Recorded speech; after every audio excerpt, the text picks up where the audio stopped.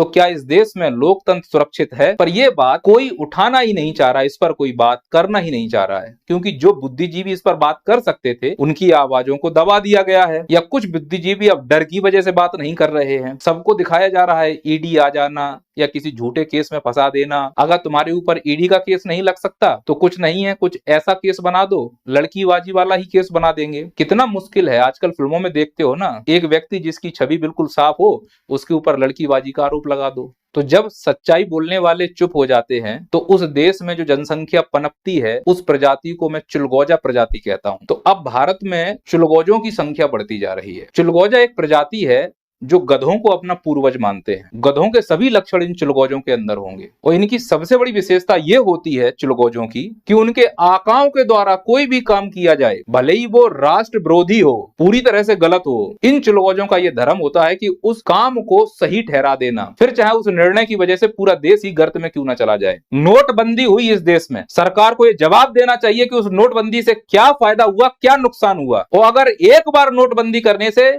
माननीय प्रधानमंत्री मोदी जी ने कहा था मुझे 50 दिन का मौका दो, अगर मेरी नियत में कोई खोट निकले तो मुझे चौराहे पर आकर सजा देना, मैं चौराहे पर खड़ा हो जाऊंगा आकर। कहां गए वो प्रधानमंत्री जी के वादे? मुझे तो पूरी तरह से खोट दिख रही है। अर्थव्यवस्था चरमरा गई है जब से ये नोटबंदी हुई है, और अगर इसमें कोई कमी नहीं होती तो लोग लाइन में नहीं लगते। जल्दबाजी में लिया गया निर्णय था ये, और अगर नोटबंदी इतना ऐतिहासिक फैसला था तो माननीय प्रधानमंत्री मोदी जी किसी भी रैली में नोटबंदी का जिक्र करने से नहीं चूकते। जिस प्रकार से वो राम मंदिर का जिक्र करने से नहीं चूकते, 370 का जिक्र करने से नहीं चूकते, एयर स्ट्राइक का जिक्र करने से नहीं चूकते, वैसे ही नोटबंदी का जिक्र करने से नहीं चूकते आप, क्योंकि वो निर्णय आपका गलत था।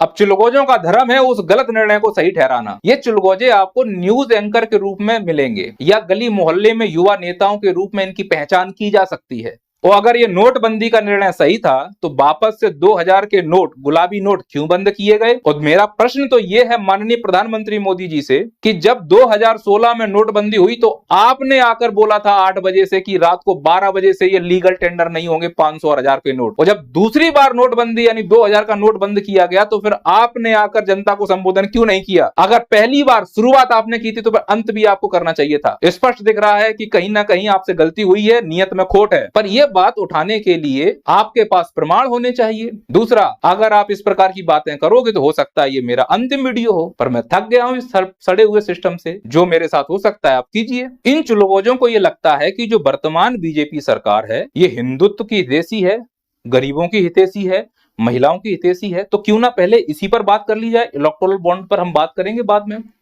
क्या सच में यह सरकार हिंदुत्व की हितैषी है? जब अयोध्या में राम मंदिर बना था तो हिंदू धर्म के जितने धर्म गुरु थे वो मंदिर के बाहर बैठे हुए थे, और तथाकथित नेता मंदिर के अंदर पूजा कर रहे थे। अगर ये हिंदू के हितैषी होते तो धर्म गुरुओं को मौका देते भगवान राम की पूजा करने के लिए। भगवान राम का मंदिर अधूरा था, प्राण प्रतिष्ठा कर दी गई, अब उसके ऊपर कलश बनेगा तो मजदूर उस कलश पर पैर रखेगा, वो पैर कलश पर नहीं भगवान के सिर पर माना जाएगा। हमारे भगवान का अपमान हो रहा है, कैसे बोल सकते हो कि ये हिंदू हितैषी है? और सबसे बड़ी बात कि जिस देश में छत्रपति शिवाजी महाराज हो, जिस देश में महाराणा प्रताप, राणा सांगा जैसे वीर हुए हो, उस देश में किसी से हिंदू के संरक्षण की बात करनी पड़ेगी हमको? हमें किससे डर? ये देश हिंदुस्तानियों का है, किसके संरक्षण की बात कर रहे हो? हमारे घर में घुसकर ये हमको कोई धमका दे, ऐसा हो सकता है क्या? नहीं, ये माहौल बनाया जा रहा है, ये माहौल बनाया जा रहा है। ना हम तब दबे थे ना हम अब दबेंगे, लेकिन मैं स्पष्ट बोलता हूं कि ये सरकार हिंदू का चोला उड़कर केवल अपनी राजनीति कर रही है, नहीं तो इन धर्म गुरुओं का अपमान नहीं होता। कुछ लोग जो बोलेंगे कि ये सरकार युवाओं के लिए काम कर रही है, अरे मोदी जी ने कहा था 2 करोड़ रोजगार देंगे, फिर बाद में मोदी जी ने उस तिहाड़ी को इंटरव्यू देते हुए कहा था कि क्या आप पकोड़े तलने को रोजगार नहीं मानेंगे? 2 करोड़ से पकोड़े पर आ गए। कैसे मान लूं कि ये सरकार युवाओं के लिए काम करना चाहती है? माननीय मोदी जी, रोजगार और आजीविका में अंतर होता है। पकोड़े तलने से आजीविका चलती, उसे रोजगार नहीं कहते। और अगर ये देश सच में युवाओं की चिंता करता तो जो सरकारी नौकरियों की प्रक्रिया चल रही है, जो कि ज्यादा लंबा नहीं जाएगी, क्योंकि अब टेंडर प्रथा शुरू हो चुकी है चंदे की वजह से, इसीलिए तो सरकारी नौकरियां निरंतर कम होती जा रही हैं। और प्राइवेट में नौकरियां कैसे निकलती हैं वो सबको मालूम है। पर जितनी भी सरकारी नौकरियां निकल रही हैं उसमें भारत का प्रत्येक युवा या तो वैकेंसी बढ़ाने के लिए धरने पे जाता है, या रिजल्ट निकालने के लिए धरने पे जाता है, या फिर पेपर लीक हो जाए इसलिए धरने पर जाता है। उसको सिर्फ और सिर्फ प्रताड़ना मिल रही है। कैसे मान लूं ये सरकार युवाओं की हितैषी है? जिस सरकार को इस देश के युवा की पीठ थपथपानी चाहिए, वही सरकार सत्ता में आने के बाद जब ये युवा अपने आवाज उठाने के लिए दर पे जाते हैं तो उनकी पीठ पर लाठियां भांज दी जाती हैं। कैसे बोल दूं कि यह सरकार युवाओं की हितैषी है। कुछ लोग अजय बोलेंगे गरीबों के कल्याण किया है। मैं मानता हूं इस बार बजट में एमपीआई के द्वारा 25 करोड़ लोगों को गरीबी से बाहर निकाला गया।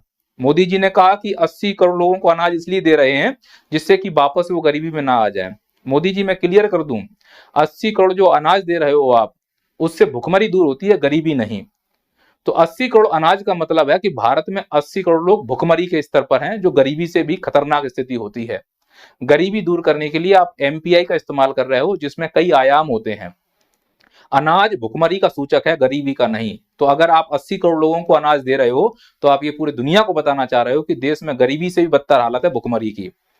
और रही बात गरीबों की, तो गरीबों की स्थिति कभी प्लेटफॉर्म पर जाना, रेलवे प्लेटफॉर्म पर जनरल डब्बों में समझ में आएगा कि भेड़ बकरियों की तरह भरकर जाते हैं डब्बों में। बुलेट ट्रेन चलाने वाला यह देश 4 जनरल डब्बे नहीं जोड़ पा रहा है। छठ पूजा होती है बिहार की, जानवरों की तरह भर के जाते हैं ट्रेन में, 2 एक्स्ट्रा ट्रेन की व्यवस्था नहीं हो पा रही है। कैसे मान लूं ये सरकार गरीबों के लिए काम कर रही है। पर चिलगोजों की संख्या ज्यादा है, वो तो महिमा मंडल करेंगे कि ये सरकार किसानों की हितैषी है। अरे जिस सरकार में 2-2 बार किसान आंदोलन करें और सरकार उनकी बात को सुनने को तैयार नहीं है, बाद में सरकार फिर थूक कर चाट ले, वो बात अलग है। झुकना पड़े वो बात अलग है। लेकिन एक तरीका होता है कि तुम्हारे दरवाजे पर अगर कोई आ रहा है, इस सरकार की ये हालत है कि अगर युवा किसी संस्था के दरवाजे पर जाए, जैसे मध्य प्रदेश पीएससी में युवा आयोग के सामने धरना देते रहे, कोई भी अधिकारी बात करने नहीं आया। किसान भी धरना दे रहे हैं, आंदोलन कर रहे हैं, अधिकारी कोई आए बात कर ले, एक बार क्या समस्या है, अपना ज्ञापन दे दे, आप उनको कन्विंस कर लो। अगर कन्विंस नहीं कर पा रहे तो तुम इसका मतलब उनकी बातों को समझ नहीं पा रहे हो, केवल अपने मन की बात सुनाने में लगे हुए हो। ऐसी मन की बात को अचार डालेंगे अगर तुम सामने वाले मन की बात नहीं सुनना चाह रहे हो। आंदोलन पर बैठा है किसान, कैसे मान लो ये सरकार किसान की हितैषी है। अब चिलगोजे बोलेंगे नहीं ये सरकार तो महिलाओं की सुरक्षा करती है। महिलाओं की सुरक्षा? जिस सरकार में सांसद के ऊपर पहलवानों के शोषण का आरोप है, उसका बाल बांका नहीं हो रहा है, कैसे मान लूं ये सरकार महिलाओं की सुरक्षा करे? मजाक चल रहा है क्या महिलाओं के मामले में? अरे हौसी हैं ये लोग तो। बीजेपी के आईटी सेल के 3 छर्रे, इनके फोटो आप देख पा रहे हो, बड़े बड़े लोगों के साथ फोटो हैं। आईआईटी बीएचयू लड़की के साथ बलात्कार किया था, 60 दिन तक यूपी पुलिस पकड़ नहीं पाई। वो यूपी पुलिस जो रातों रात भैंस ढूंढ लाती है। वो इन हरामखोरों ने मध्य प्रदेश में प्रचार किया था, चुनाव के बाद इनको पकड़वाया गया। कैसे मान लूं ये सरकार महिलाओं की सुरक्षा के लिए काम कर रही है। बिल्किस बानो में 11 आरोपी रिहा हुए, गुजरात में इन हरामखोरों को माला पहना के स्वागत किया गया। मैं कैसे मान लूं ये सरकार महिलाओं की सुरक्षा कर रही है। इसी सरकार में ये भालू जैसा दिखने वाला हैवान, इस हरामखोरों ने बलात्कार किया है, अपने आप को धर्मगुरु बोल रहा है, ये पैरोल पर बाहर आता है वो सरकार की संरक्षण में, क्योंकि ये खड़ा होकर जहां भी बोलेगा तो इसको मानने वाले कई सारे चुलगौजे हैं। तो लगता है भगवान आ गए, भगवान बोलेंगे इसको वोट दो, इसका भी काम, सामने वाली पार्टी का भी काम। चुलगौजे बोलेंगे नहीं स्टार्टअप के लिए किया है, digital India, startup India. Startup India Bharat में पेटीएम के धड़ल्ले उड़ गए, बाइजू रोड पर आ गया। ये जो यूनिकॉर्न नई नई बनी है, अनअकैडमी या फिर ये फिजिक्स वाला, इनके भी लंबे दिन नहीं है, फेफड़े बाहर आने वाले हैं। क्योंकि इस देश में जब चंदा दो ठेका लो प्रोसेस चल रहा है, तो बड़े बड़े उद्योगपति छोटी मोटी मछलियों को पनपने ही नहीं देंगे। वो चाहते हैं कि सब काम हम ही कर लें, चड्डी बनियान से लेकर हेलीकॉप्टर हम ही बेचें, दूसरा कोई डेवलप ही ना हो पाए। सरकार भी उसके सहयोग में खड़ी हुई है। 13 मार्च को रिपोर्ट आएगी एसबीआई की, दूध का दूध पानी का पानी हो जाएगा कि किसने किसको कितना चंदा दिया है और बदले में सरकार ने उनको क्या दिया है। अगर इसमें सरकार कोई बीच में बदमाशी नहीं करती है, बदमाशी तो करेंगे, प्रकृति ही बदमाशी की है, तंड बंड करना इनका प्रमुख उद्देश्य है। अब चूंकि इनके चेहरे सामने आ रहे हैं, अब कितने सामने आएंगे वो ठीक है, ये भी हो सकता है मेरा ये अंतिम वीडियो, औकात से ज्यादा बोल रहा हूं मैं। ये लाला रामदेव भगवा कपड़ा पहनकर पूरे भारत को मूर्ख बना रहा है। सुप्रीम कोर्ट ने कहा है कि तेरे प्रोडक्ट में मिलावटी सामान है। इंसान मिलावटी है, दिखता नहीं है। ये कभी अपने को पंडित कहता है, कभी अपने आप को ओबीसी कहता है। नंबर 1 का झूठा आदमी है ये, इससे बड़ा झूठा ही नहीं हो सकता कोई। तो जिस देश में पाखंडी झूठे भगवा पहन रहे हो, भगवा का अपमान है, इसके ऊपर भगवा शोभा नहीं देना चाहिए मेरे हिसाब से। नहीं, इस देश में लोकतंत्र की रक्षा हो रही, भारत लोकतंत्र की जननी है। लोकतंत्र की रक्षा, चंडीगढ़ का चुनाव हुआ था, ये रहा लोकतंत्र का हत्यारा। क्या कर लिया इसके लिए? सरेआम इसने धांधली की, सुप्रीम कोर्ट ने फटकार लगाई, कुछ हुआ इस देश में? नहीं नहीं, ये सरकार, बोलने की स्वतंत्रता बोलने की स्वतंत्रता है सरकार में? अरे चुलगोज हो, इनको देखो दलालों को। ये वो दलाल हैं, किसी की पार्टी हो, मान लो अभी कांग्रेस होती तो ये कांग्रेस के तलवे चाट रहे होते, बीजेपी है तो बीजेपी के तलवे चाट रहे हैं, फिर कोई पार्टी आएगी उसके इनका काम ही है तलवे चाटने। इनके जो बच्चे पल रहे हैं वो तलवे चाट के ही पल रहे हैं, न्यूज एंकर थोड़ा ना, ये दलाल हैं। इनसे मुझे शिकायत नहीं है, मुझे शिकायत है ऐसे लोगों से जो बुद्धिजीवी हैं, जो यूट्यूब पर बहुत अच्छा कर रहे हैं। चिलगोजे बोलते हैं कि यह सरकार पारदर्शी सरकार है, पारदर्शिता लाती है। पारदर्शिता ये क्या होता है? अभी सुप्रीम कोर्ट ने इलेक्टोरल बॉन्ड को असंवैधानिक घोषित किया है, ये बहुत बड़ा धब्बा है, क्योंकि ये सुप्रीम कोर्ट ने जो असंवैधानिक घोषित किया है, ये आर्टिकल 14 का उल्लंघन है। कई सारे इसमें परिवर्तन किए गए, संशोधन किए गए, एक्ट में बहुत सारे संशोधन किए गए। इसे एक मनी बिल की तरह पेश किया गया, राज्यसभा की अनुमति नहीं दी गई, क्योंकि धांधली करना था। मोदी जी ने दाढ़ी इसलिए बढ़ाई जिससे तिनका आ पाए दाढ़ी में। दाढ़ी में तिनका है मोदी जी के, अगर मोदी जी की दाढ़ी में तिनका नहीं होता तो ये इलेक्टोरल बॉन्ड असंवैधानिक घोषित नहीं किया जाता। मोदी जी की दाढ़ी में तिनका नहीं होता तो पीएम केयर फंड का एक एक हिसाब दिया जाता। बोले नागरिकों को हिसाब नहीं देंगे, क्यों नहीं दोगे?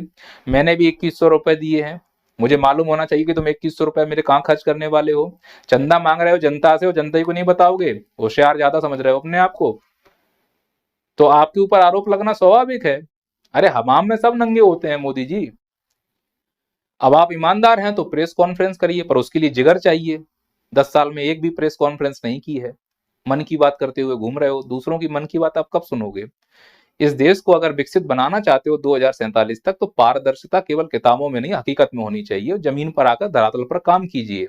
पर जिस प्रकार से आपने सिस्टम बनाया हुआ है, जिसमें एक तानाशाह का लक्षण दिख रहा है, वो निश्चित तौर पर इस देश को विकसित नहीं बना सकता। हाँ, चिलगोजों के लिए विकसित हो जाए तो बात अलग है।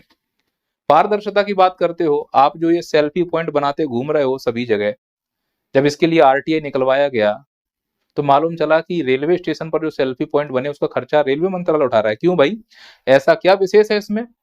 और जहां भी आपका अखबार में फोटो, पेट्रोल पंप पे फोटो, सेल्फी पॉइंट पे फोटो, इससे अच्छा अगर आप काम कर लो धरातल पर तो दिल में फोटो आ जाएगा।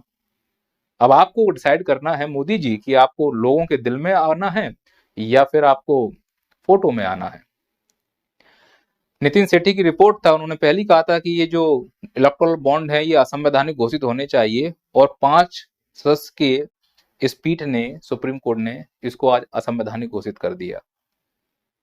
15 मार्च का समय है, अब देखो क्या होता है, सरकार कितना करती है। इस इलेक्टोरल बॉन्ड का सबसे ज्यादा जो चंदा आया है वो बीजेपी को आया है, लगभग 6,500 करोड़ रुपए। वो स्पष्ट दिख रहा है ना धांधली। अब जो सरकार अगर सत्ता में है तो फिर वो स्वाभाविक है कि उन लोगों को लुटाएगी ना जो ऊपर बड़े बड़े उद्योगपति हैं। क्या मोदी जी ईमानदार हैं? आप कमेंट करके बताइए। मेरा प्रश्न है, क्या मोदी जी ईमानदार हैं? अगर मोदी जी ईमानदार होते, ये तब कहा जा सकता था जब उन्हें चीजों की जानकारी नहीं है। मैं मोदी जी की ईमानदारी पे इसलिए शक कर रहा हूं कि एक बार अजीत पवार के लिए उन्होंने कहा था कि ये व्यक्ति भ्रष्ट है, और उसके 3 या 4 दिन के बाद उसी अजीत पवार को पार्टी में शामिल कर लिया गया। इसका मतलब मोदी जी के नाक के नीचे ये सब हो रहा है। अगर आप उस कार्य में संलग्न हैं तो आप भी भ्रष्टाचारी हैं।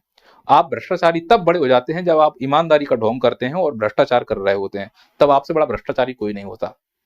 बीजेपी क्या वॉशिंग मशीन है? पार्टी के नेतृत्व कर रहे हो आप, अगर प्रधानमंत्री हो तो लात मार के निकालो ऐसे लोगों को, जेल में डालो। नहीं, अजीत पवार सिंचाई घोटाला बीजेपी में शामिल, एविएशन घोटाला प्रफुल्ल पटेल बीजेपी में शामिल, महाराष्ट्र सदन घोटाला छगन भुजबल बीजेपी में शामिल, हसन मुशर्रफ शुगर मिल घोटाला बीजेपी में शामिल, हाउसिंग घोटाला नारायण राणे बीजेपी में शामिल। तो मैं कैसे मान लूं मोदी जी की आप ईमानदार हो? हमाम में तो सब नंगे हैं, हो तो आखिरकार आप भी राजनेता। बस धर्म की अफीम चटा दी है चुलगोजों को। शुक्र है कि मैं उन चुलगोजों में शामिल नहीं हूं। ये देश मेरा भी है, अगर इस देश में कुछ गलत होगा तो मैं बोलूंगा। मैं किसी के बाप से नहीं डरूंगा।